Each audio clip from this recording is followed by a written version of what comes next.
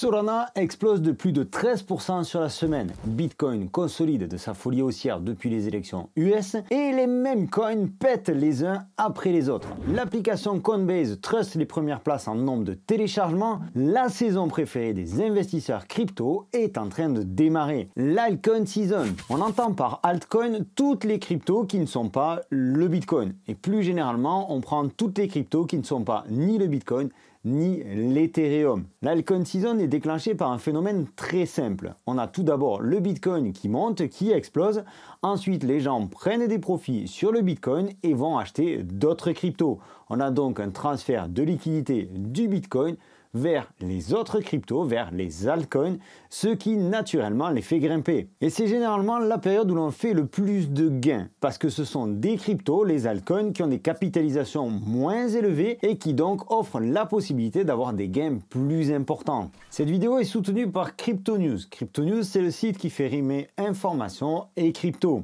Si comme moi, tu cherches à mieux comprendre ce qui se cache derrière les projets, les nouvelles technologies et les grandes tendances du marché, Crypto News est absolument la ressource qu'il te faut. Ce site propose des analyses pointues, des guides pour bien débuter et même des interviews d'experts. Crypto News te rend accessible tout cet univers crypto qui est en constante évolution. Et surtout, sache qu'il s'adresse aussi bien aux débutants qu'aux personnes qui sont passionnées, qu'aux personnes qui sont confirmées. Tu trouveras sur Crypto News tout un tas d'informations et d'articles très bien constitués, que ce soit sur les principaux secteurs de la crypto-monnaie, sur le Bitcoin, sur l'Ethereum, mais également sur les mêmes coins, ainsi que des articles un petit peu plus sur le fond, sur la macroéconomie et sur les tendances du moment. Alors je t'invite à cliquer sur le lien que tu trouveras en description de cette vidéo et à ajouter Crypto News dans tes favoris parce que ça te permettra d'être au courant de toute l'actualité crypto, mais également parce que ça soutient mon travail et je t'en remercie. Alors c'est quoi une alt season et est-ce qu'on est aujourd'hui en pleine alt season? Je vais pas revenir sur ce que je t'ai dit en introduction, on va aller droit au but. Il y a un indicateur, un site internet, je te laisserai là aussi le lien en description de la vidéo. Et donc ce site-là nous dit que pour être en alt season, il faut qu'il y ait 75% du top 50 des cryptos qui surperforment le Bitcoin sur les 90 derniers jours. Donc tu peux le voir ici que le Bitcoin sur les 90 derniers jours a grimper de 62% et on est à peu près au milieu de ces 50 cryptos. Donc il reste encore un petit peu de marge, on ne peut pas dire qu'on est vraiment en pleine alt season. Tu vois finalement sur ce graphique on est à 39 et que l'altcoin season se situe donc au-dessus des 75. Mais pour autant ça ne veut pas dire qu'il faut attendre la validation de l'alt season pour prendre position. Et tu l'as vu peut-être ici sur cette chaîne ou sur le canal Telegram, voire même si tu es abonné à la boussole, on a déjà pris position sur certains altcoins depuis quelques temps. Pour comprendre à quel moment peut se déclencher l'alt season, on va aller regarder un autre graphique qui s'appelle la Bitcoin dominance. La Bitcoin dominance dont je t'avais déjà parlé dans une précédente vidéo et qui représente la dominance du Bitcoin par rapport aux autres cryptos. C'est-à-dire que ça compare la capitalisation du Bitcoin face à la capitalisation totale de toutes les autres cryptos. Donc on voit ici qu'on a une capitalisation du Bitcoin qui est à 60%, un petit peu plus, 60, presque 61% de la capitalisation totale du marché des cryptos, ce qui est absolument énorme.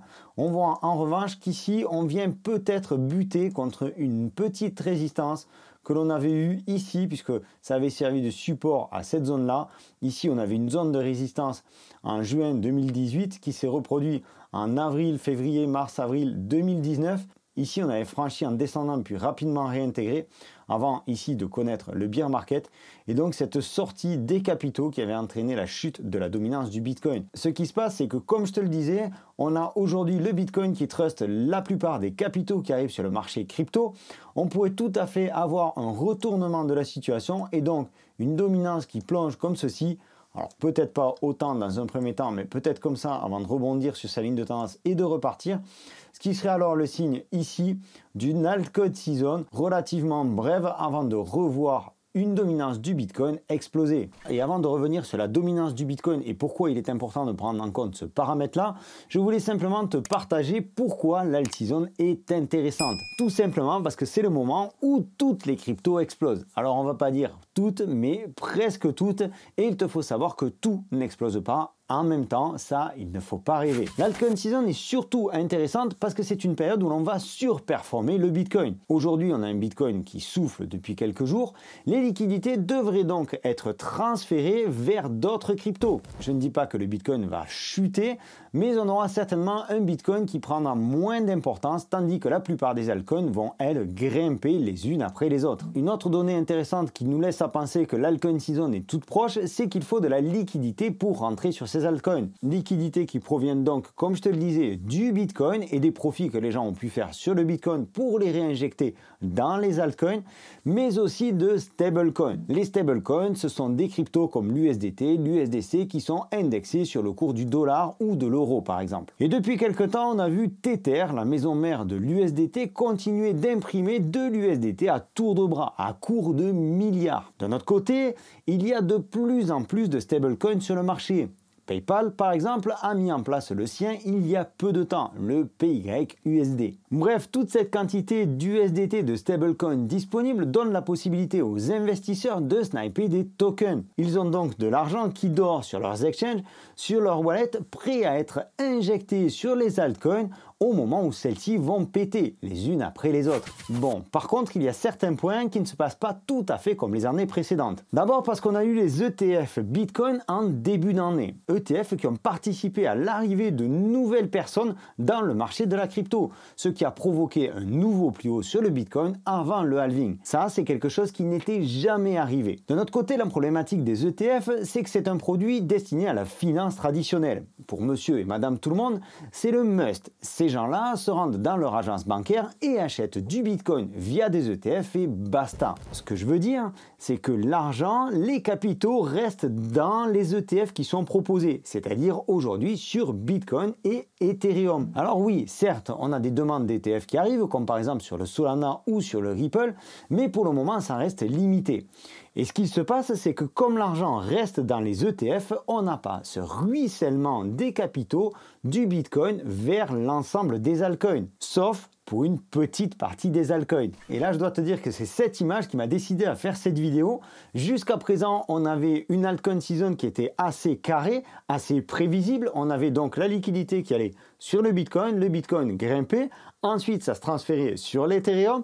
Ensuite, ça se transférait sur les grosses capitalisations, comme par exemple Chainlink, Ripple, Solana, etc., etc. Et ensuite, on avait vraiment l'alt season où là, on avait tous les mêmes coins et toutes les petites market cap qui explosaient, comme Render, Pendle, le Doge, etc., etc. Et aujourd'hui, on a quelque chose qui se passe et qui est complètement différent de ce qu'on a vécu. On a donc le Bitcoin qui truste la plus grande partie des liquidités. Derrière, c'est le Solana, contrairement à l'Ethereum jusqu'à présent, qui profite de ce transfert de liquidité. Dernièrement, on a vu le Doge exploser. Alors ça, c'est peut-être plus lié à la présence d'Elon Musk au gouvernement américain. Et ce qui se passe ensuite, c'est que l'on a des mêmes coins avec une grosse capitalisation comme le PP, le Doge, le WIF, le Popcat, le Shiba, etc., etc., qui viennent à exploser dans un premier temps. On l'a très bien vu avec le Doge. Et ensuite, on a une même season qui devrait, alors je dis bien devrait arriver, qui pour certaines cryptos a déjà commencé, mais une même season qui devrait arriver et devrait être absolument explosive. Et il y a tout de même une explication logique à tout ça. L'explication, elle est relativement simple. Comme je te le disais, on a les ETF Bitcoin et Ethereum qui sont destinés au grand public. Aujourd'hui, le grand public connaît essentiellement Bitcoin, Ethereum et ensuite peut-être Solana qui rentre un petit peu dans les mœurs, mais ensuite c'est très simple, ça parle essentiellement de Doge, de PP, de Shiba, de Luna pour ceux qui l'ont connu, c'est-à-dire pour tous ces mêmes coins, toutes ces cryptos absolument explosives qui ne sont ni plus ni moins que des cryptos gambling, que des cryptos casino, mais qui font rêver les nouveaux entrants dans la crypto. Il est donc logique que les personnes qui ne sont pas encore tellement formées à la crypto fassent ce switch direct depuis les très grosses capitalisations Bitcoin, Ethereum, Solana, directement vers les mêmes coins.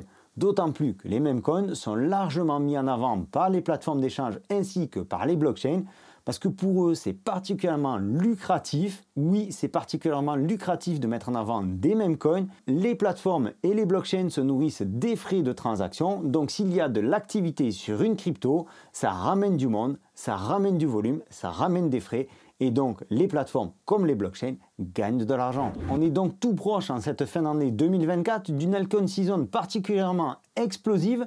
Je t'invite cependant à faire tes propres recherches. Tout le contenu de cette vidéo n'est pas un conseil financier, d'autant que si j'ai été clair dans mes explications, tu auras compris qu'on part de grosses capitalisations, Bitcoin, Ether, Solana, pour aller vers des capitalisations de plus en plus petites et donc de plus en plus risquées. Donc sois très prudent avec tes investissements si jamais tu suis le dernier meme coin à la mode. Au milieu de tout cela, il y a tout de même des cryptos qui méritent une attention particulière. Je t'en ai partagé certaines dans le top 6 que j'ai sorti pour ce mois de novembre 2024. Tu retrouveras la vidéo ici. J'espère que cette vidéo autour de l'alt season, autour de l'altcoin season t'aura apporté des éclaircissements et te permettra d'investir en crypto de la plus belle des manières. On se donne rendez-vous dans une prochaine vidéo. D'ici là, pense à t'abonner. C'est par ici. Prends soin de toi et de tes cryptos. C'était Sylvain. Je te dis à très bientôt. Ciao!